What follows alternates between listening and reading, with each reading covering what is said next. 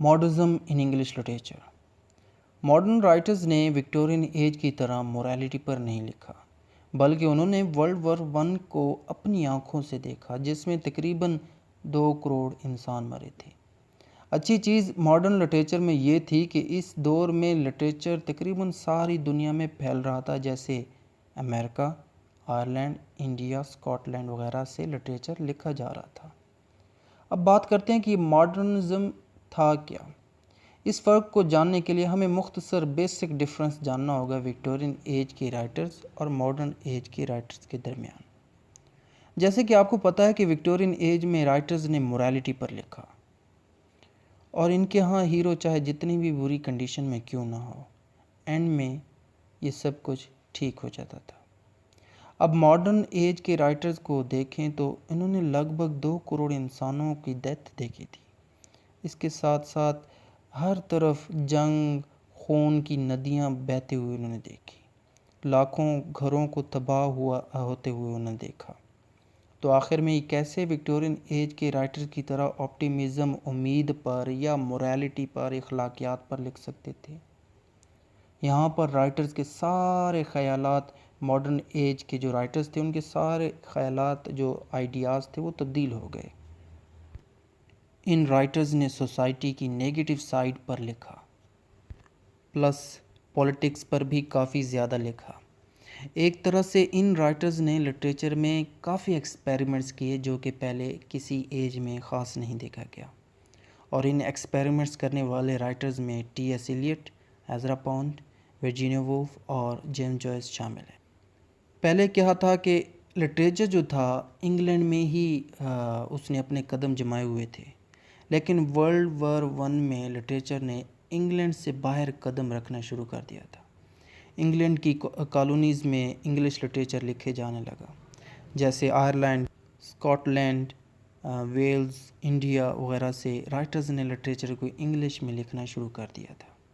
Ireland کو دیکھیں تو یہاں سے جو رائٹرز نے لکھنا شروع کیا وہ W B Yeats, J B Shaw, James Joyce شامل ہیں۔ اسی طرح امریکہ سے دیکھیں تو T S Eliot, Ezra Pound, William Faulkner, Henry James اور رابرٹ فراسٹ تھے۔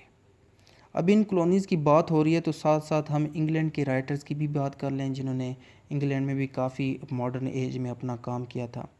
ان میں ورجینیا وولف شامل ہیں، D H Lawrence, Dorothy Richardson, E M Forster, Rudyard Kipling اور تھامس ہارڈی شامل ہیں۔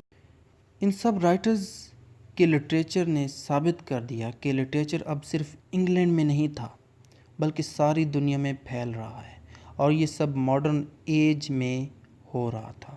اب ان رائٹرز میں تھامس ہارڈی کو دیکھ لیں تو یہ وکٹورین ایج میں بھی تھے اور ماڈرن ایج کے رائٹرز بھی ہیں۔ اور آپ کو پتہ ہونا چاہیے کہ ایسے رائٹرز، یہ بہت ہی اہم کویشچن ہے انٹرویو کے لیے، کہ ایسے رائٹرز جو 2 ایجز میں ہوں اسے ہم ٹرانزیشنل آتھرز کہتے ہیں۔ تھامس ہارڈی جب اس کا کیریئر سٹارٹ ہو رہا تھا تو پہلا ناول اس نے لکھا جو کہ دا پور مین اینڈ دا لیڈی تھا، جو پبلش نہیں ہوا۔ ریزن یہ تھا کہ ان کو کوئی پبلشر نہیں ملا۔ ان کے دوست جارج میریڈتھ تھے، انہوں نے کہا کہ یہ بہت ہی پولیٹیکل کنٹروورشل ناول ہے، اگر آج یہ پبلش ہوا تو فیوچر میں آپ کا کیریئر خراب ہو سکتا ہے، ختم ہو سکتا ہے۔ تو ہارڈی نے سجیشن کو سیریس لیتے ہوئے اس ناول کو کبھی پبلش نہیں کروایا، مزید اپنے 2 ورکس کو بھی بے نام پبلش کروایا۔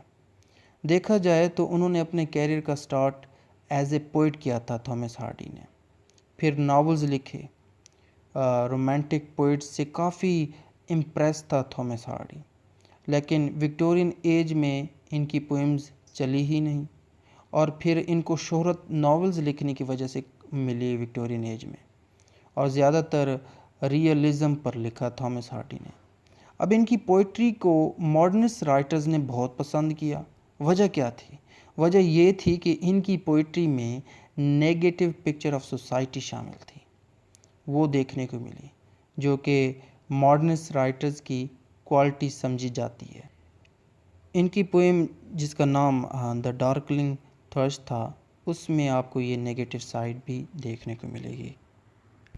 اب تھامس ہارڈی سے ریلیٹڈ ایک اور اہم بات آپ کو بتاتا چلوں کہ تھامس ہارڈی کے جتنے بھی ناولز تھے ان میں ویسکس کی جو سیٹنگ تھی وہ ان کے ناولز میں لازمی ہوتی تھی. یہ ان کا ایک پوائنٹ ہے جو آپ کو لازمی یاد رکھنا ہے. ان کی پوئٹری کی تعریف ایزرا پونڈ اور W.H. آئیڈن نے بھی کافی کی.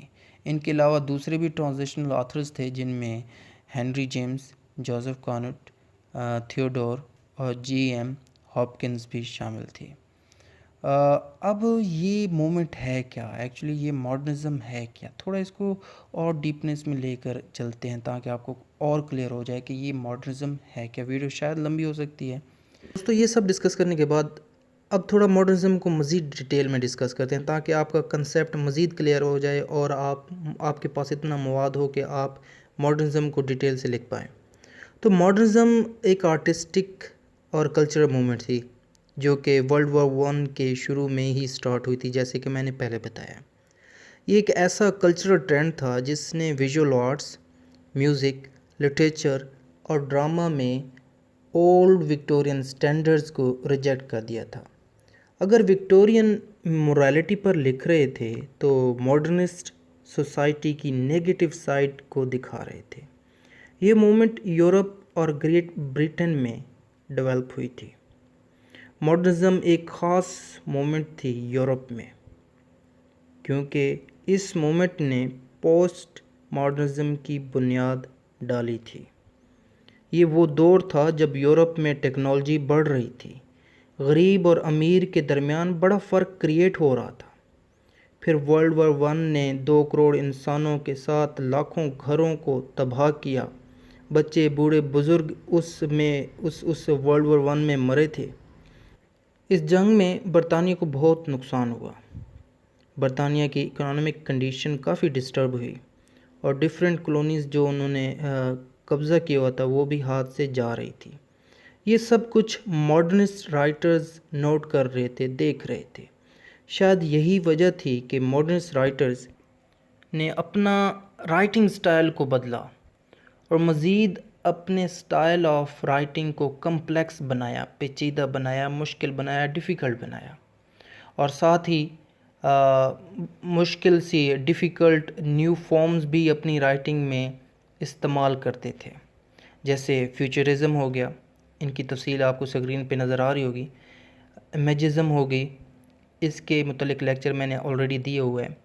اور سورولزم ہوا، ایکسپریشنزم اینڈ سمبولزم کا انہوں نے ایک کمپلیکس رائٹنگ آف سٹائل ایجاد کیا اور یہ چیزیں یوز کی. اب اگر ناولز میں آپ دیکھیں تو ناولز میں بھی کئی ٹیکنیکس استعمال کی گئیں جن میں stream of consciousness, multiple point of view, third person narrator voice, یہ بھی ناولز میں نئی ٹیکنیکس یوز کی گئیں. ان کے جو مین تھیمز تھے وہ تھوڑا ڈسکس کر لیتے ہیں کہ ماڈرنزم میں جو رائٹرز تھے ان کے مین تھیمز کیا تھے. تو ان کے main theme man and nature تھا، man and society, man and man, man and himself, political corruption, immorality, woman psychological and sexual development اور ریلیشن شپس. اگر پوئٹری کی طرف نظر دوڑائیں تو ماڈرن پوئٹس نے ٹریڈیشنل میٹرز کو ریجیکٹ کیا تھا اور ان کی پوئٹری میں فریگمنٹری ہمیں نظر آتی ہے، کمپلیکس ایلوژنز نظر آتے ہیں، امیجز کا یوز کرتے تھے وہ.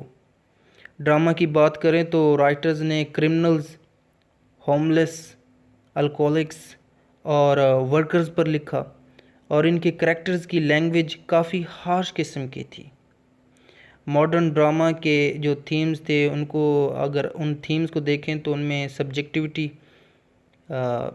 Materialism, freedom of choice, individual freedom of choice تھا اینڈ ایگزسٹینشنلزم بھی تھا، اس میں پیسیمزم تھا اور absurdity of life were their common themes. ٹھیک ہے، تو یہ ماڈرن ڈرامہ کے تھیمز تھے جو میں نے آپ کو بتائے. امید ہے یہ ٹاپک آپ کو پسند آیا ہوگا. اگر پسند آیا تو لائک کیجیے گا، سبسکرائب کیجیے گا، دوستوں کے ساتھ شیئر کیجیے گا. Thank you for watching this.